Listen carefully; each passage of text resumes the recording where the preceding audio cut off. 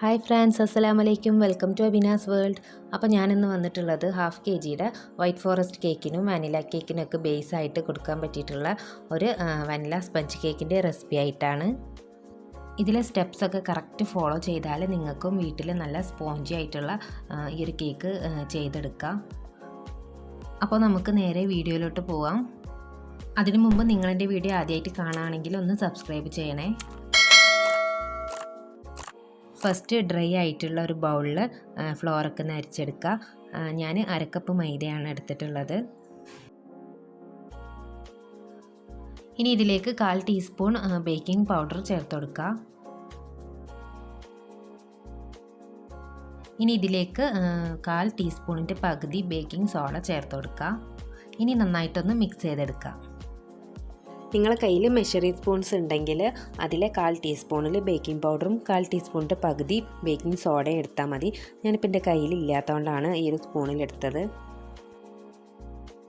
ഇപ്പോൾ ഫ്ലോറൊക്കെ നന്നായിട്ട് മിക്സ് ആയിട്ടുണ്ട്. ഇനി ഇതൊന്ന് മാറ്റി വെക്കുക. സാധാരണ ഹാഫ് kg ചെയ്യുന്നത് 6 ഇഞ്ചിൻ്റെ ടിന്നിലാണ്.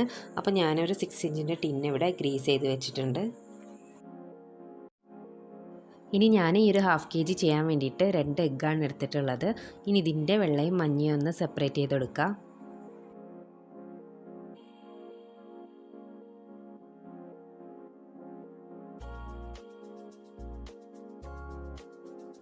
ഇപ്പോൾ മുട്ടയുടെ വെള്ളയും മഞ്ഞയും ഞാൻ 2 ബൗളിലേക്ക് മാറ്റിയിട്ടുണ്ട്. ഇനി മുട്ടയുടെ വെള്ളം ഒന്ന് ബീറ്റ് ചെയ്തെടുക്കുക. ഇതിലേക്ക് 1/2 ടീസ്പൂൺ വാനില എസൻസ് കൂടി ചേർത്തിട്ട് നന്നായിട്ടൊന്ന് ബീറ്റ് ചെയ്യുക.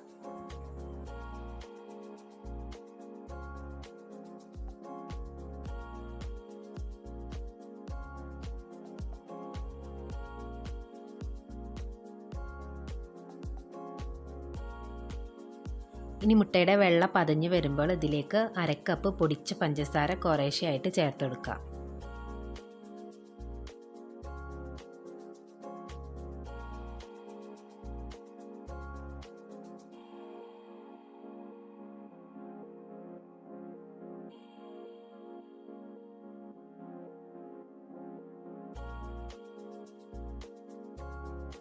ഇപ്പോൾ പഞ്ചസാരയൊക്കെ നന്നായിട്ട് മിക്സ് ആയിട്ടുണ്ട്. ഇനി നേരത്തെ മാറ്റി വെച്ച മുട്ടയുടെ മഞ്ഞ ഓരോന്നായിട്ട് ചേർത്ത് കൊടുക്കുക.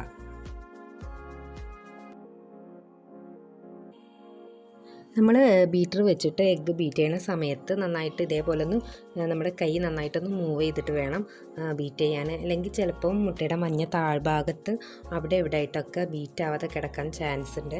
അങ്ങനെ ആകുമ്പോഴാണ് നമ്മളെ കേക്ക് നല്ല സ്റ്റിക്കി ആയി പോവേ. അതേപോലെ തന്നെ പൊന്തി വരാനൊക്കെ ചാൻസ് കുറവായിരിക്കും. ഇനി ഓയിൽ ചേർത്ത് കൊടുക്കുക. ഞാനിവിടെ 1/8 കപ്പ് ഓയിലാണ് എടുത്തിട്ടുള്ളത്. ഓയിൽ ചേർത്തതിന് ശേഷം ഒന്ന് ലോ സ്പീഡിൽ ബീറ്റ് ചെയ്തെടുത്താൽ മതി.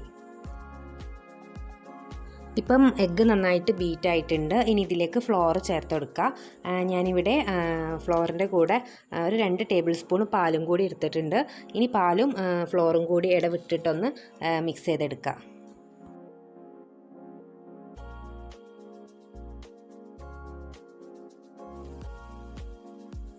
ഞാനിപ്പോൾ ജസ്റ്റ് ബീറ്റർ വെച്ചൊന്ന് മിക്സ് ചെയ്ത് കൊടുക്കുകയാണ്. അല്ലെങ്കിൽ സ്പാച്ചിൽ വെച്ചിട്ടും മിക്സ് ചെയ്ത് കൊടുത്താൽ മതി.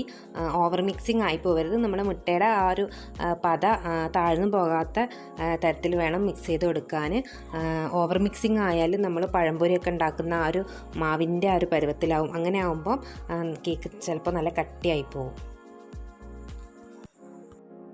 ഇപ്പോൾ കേക്ക് ബാറ്റർ ഇവിടെ റെഡി ആയിട്ടുണ്ട്. ഇനി നമുക്കിത് ടിന്നിലേക്ക് ഒഴിച്ചു കൊടുക്കാം.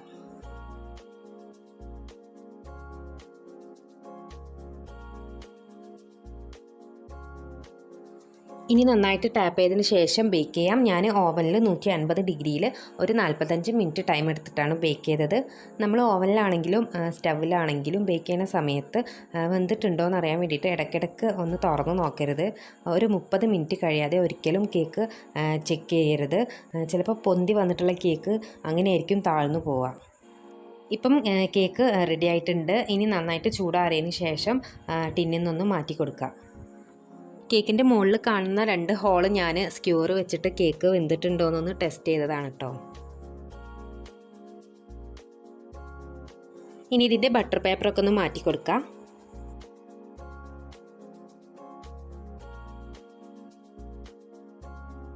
കേക്ക് നല്ല പെർഫെക്റ്റ് ആയിട്ട് തന്നെ കിട്ടിയിട്ടുണ്ട് കേട്ടോ. നിങ്ങൾക്ക് കാണുമ്പോൾ തന്നെ മനസ്സിലാവും കേക്ക് നല്ല സോഫ്റ്റ് ആണെന്ന്.